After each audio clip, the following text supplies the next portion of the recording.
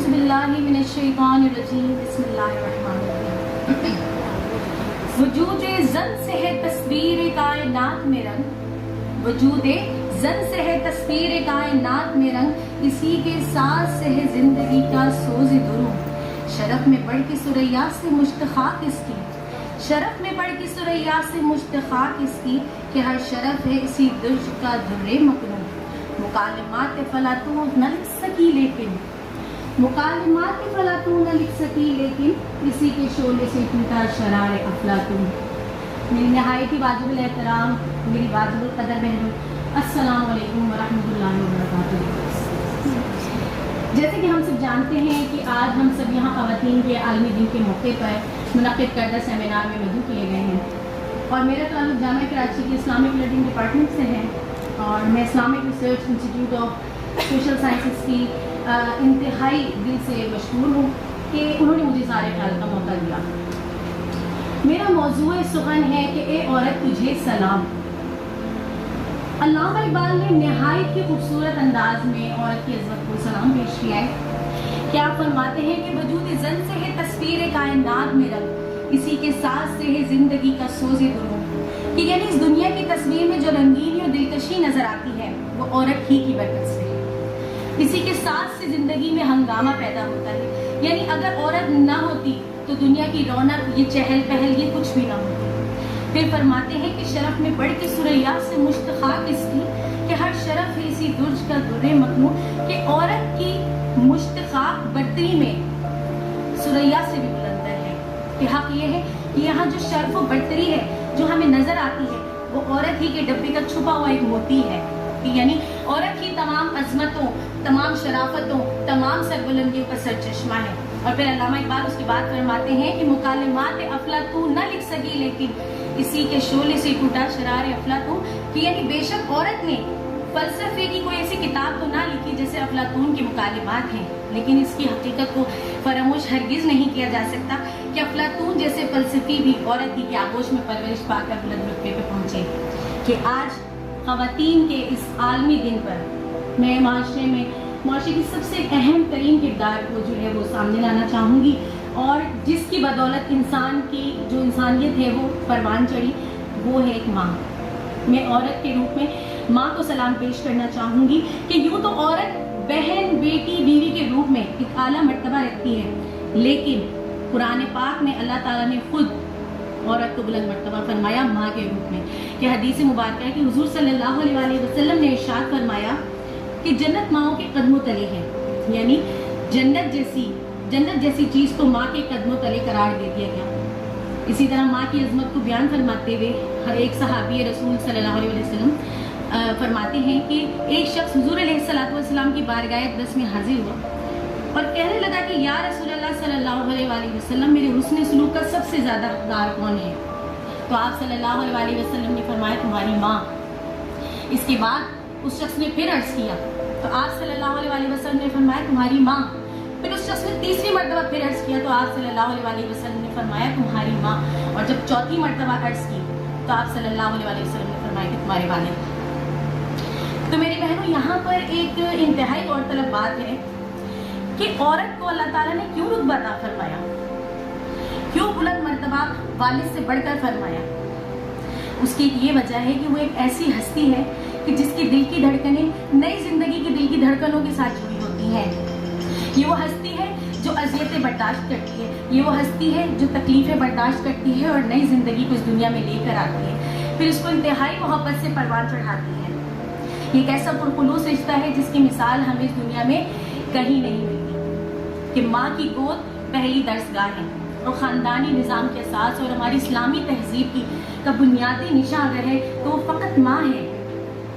آج اگر ہم سائنسی ریسرچ کے مطابق بات کرتے ہیں تو ماؤں کی سیرت و کردار، ان کا علم و فضل، ان کے معمولات بچے کی شخصیت و ذات پر رحم مادر میں ہی اس کے بڑا اثر انداز ہو جاتے ہیں اور اس کے ذہن پر ایک گہرے نقوش چھوڑ جاتے ہیں۔ اور پھر جب وہ بچہ اس دنیا میں آتا ہے تو ماں انتہائی غیر محسوس طریقے سے اپنے نظریات اپنے افکار اس کے اندر پیوست کرتی چلی جاتی ہے۔ اور اسی طرح یاد رکھیے کہ جتنی بلند ماں کی گود ہوگی، بلند سے مراد یہاں یہ کہ جتنا ماں کی تربیت بلند ہوگی، بلند معیار کی ہوگی، اسلامی تعلیمات کی روح کے مطابق ہوگی، اتنا ہی ہمارا معاشرہ جو ہے وہ بلندی پر ہوگا۔ اور اگر ہم یہاں پر بزرگان دین کے حوالے سے بات کرتے ہیں، اولیاء کاملین کے حوالے سے بات کرتے ہیں، ان کی والدات، ان کے گھر والوں کے حوالے سے بات کرتے ہیں، تو ان کی جو مائیں تھیں وہ نہایت متقی، نہایت باعمل عورتیں تھیں۔ اور یہاں یہ سمجھنا انتہائی ضروری ہے کہ راسخ العقیدہ اور باعمل خواتین کے بطن سے ہی قابل فخر فرزندان اسلام اور بطل جلیل پیدا ہوا کرتے ہیں۔ اب یہاں پر علامہ اقبال جو ہیں ان کے حوالے سے میں بات کروں گی کہ علامہ اقبال نے دختر اسلام کو کیا کہتے ہیں یا وہ کیا کہنا چاہتے ہیں، اپنا پیغام دختر اسلام کو کیا دینا چاہتے ہیں۔ فرماتے ہیں اگر پندی ز درویشی پذیری، اگر پندی ز درویشی پذیری، ہزار امت بمیرت تو نہ میری، کہ اگر اقبال کی اس نصیحت کو یاد رکھ لو، فرماتے ہیں کہ اقبال کی اس نصیحت کو یاد کر لو کہ ہزاروں قومیں مر جائیں گی لیکن اے دختر اسلام تیری قوم نہیں مرے گی۔ اور وہ نصیحت کیا فرماتے ہیں کہ کس نصیحت کے تحت کہ ہماری قوم نہیں مرے گی؟ فرماتے ہیں بطولی پاش و پنہا شو ازی عصر کہ در آغوش شبیری بگیری، کہ اے دختر اسلام تو بطولیت کو اپنا لے۔ فرماتے ہیں کہ اے دختر اسلام تو بطولیت کو اپنا لے اور جہاں کی گندی آلودہ نگاہوں سے اپنے آپ کو اجل کر لے، پھر تیری آغوش میں بھی حسین شبیر پیدا ہوں گے۔ یعنی اللہ کی طرف رجوع کرنے سے تمہاری اولاد میں وہ سرفروش پیدا ہوں گے جو اسلام کو سربلند کریں گے۔ علامہ اقبال جس عظیم ہستی کے بارے میں بات کر رہے ہیں وہ ہماری سید النساء حضرت فاطمہ الزہرا رضی اللہ عنہا کی عظمت کو بیان فرماتے ہیں کہ جن کے جگر گوشہ رسول صلی اللہ علیہ وسلم کی آغوش میں پرورش پانے والے حضرت امام حسین رضی اللہ عنہ نے دین حق کو بلند کیا اور اسلام کو تا قیامت کے لیے زندہ کر دیا۔ اپنی اس خاتون کی عظمت کو بیان کرتے ہوئے آپ سلام پیش کرتے ہیں کہ سیرت فرزندہا از امہات، سیرت فرزندہا از امہات، جوہر صدق و صفا از امہات۔ فرماتے ہیں فرزندوں کی سیرت اور روش زندگی ماؤں سے ورثے میں ملتی ہے۔ فرماتے ہیں صدق و خلوص کا جوہر ماؤں سے ملتا ہے۔ یہاں میں ایک بات کروں کہ ہم چونکہ معاشرے کے حوالے سے ہی بات کر رہے ہیں، تو اگر ہم معاشرے میں پھیلنے والی برائی کا اگر ذکر کرتے ہیں تو برائی کیسے پھیلتی ہے؟ برائی پھیلتی ہے ایک فرد سے گھر، گھر سے محلہ، محلے سے بستی، بستی سے پھر شہر اور پھر اسی طرح دور دور تک پھیلے۔ لیکن if ہم اس کو پازیٹیولی لیں، ہم اس کو اچھائی کی صورت میں لیں تو اچھائی بھی فرد سے پھیل سکتی ہے، فرد سے گھر، گھر سے محلہ، محلے سے بستی، اور اس طرح شہر اور پھر دور دور تک۔ تو اس فرد کی اصلاح کرنے والی کون ہوئی؟ پہلی عورت، وہ اس کی ماں ہوئی جو اس کی تربیت کر سکتی ہے، اس کی اصلاح کر سکتی ہے۔ اور اب یہاں ایک اور طرف بات جو ذہن میں آتی ہے وہ یہ آتی ہے کہ اگر عورت کی ہی ڈائریکشن ٹھیک نہ ہو تو پھر قوم کہاں جائے گی؟ عورت کی اگر ڈائریکشن ٹھیک نہیں تو عورت ہماری جو قوم ہے وہ کہاں جائے گی؟ کہ اگر شریعت محمدی صلی اللہ علیہ وسلم کے دائرے میں رہتے ہوئے اگر عورت اپنے بچوں کی پرورش کرے تو پھر ایسی قومیں ہی زندہ جاوید ہوتی ہیں۔ ٹھیک ہے، اب علامہ اقبال جو ہیں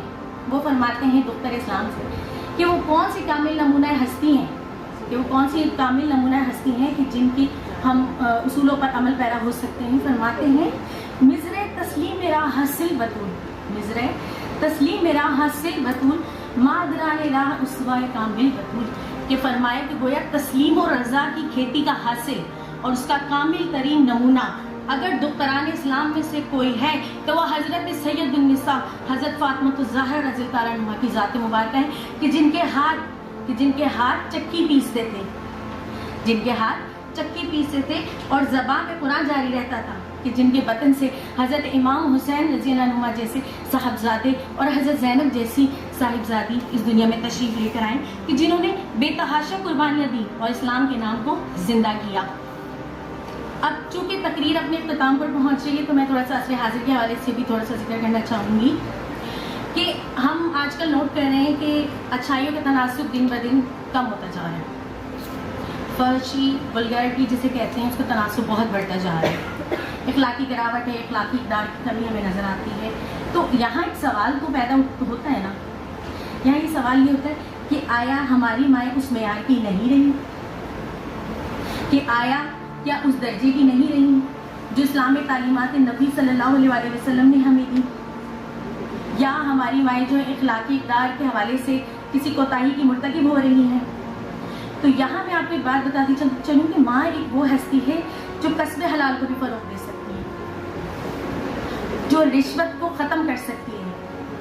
جو ڈرگس کا خاتمہ کر سکتی ہے، کیونکہ وہ نسلوں کی فلاح کرنے کے لیے پیدا ہوئی ہے.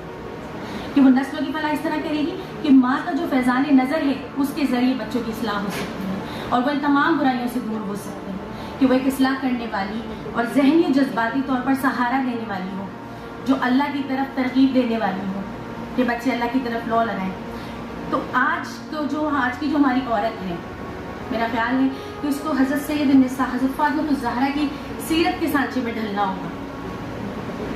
اپنا کردار حضرت خدیجہ الکبریٰ رضی اللہ عنہا اور حضرت عائشہ رضی اللہ عنہا کے رنگ میں رنگنا ہوگا، حضرت زینب رضی اللہ عنہا اور حضرت خولہ رضی اللہ عنہا کے مجاہدانہ اور انقلابی کردار کو اثر نو زندہ کرنا ہوگا. اور آخر میں ان دعائیہ کلمات کے ساتھ اجازت چاہوں گی کہ اے باری تعالیٰ، آج کی مسلمان خواتین کو امہات المومنین کی مثل ماں کا نور بصیرت اور طرز محبت عطا کر، اور ہمارا معاشرہ جو مادیت پرستی کی طرف گامزن ہے وہ خالصتاً ایسا معاشرہ بن جائے کہ جس کا منتہائی مقصود دین و دنیا کی فلاح ہو. آمین. باخر دعوانا ان الحمد للہ رب العالمین.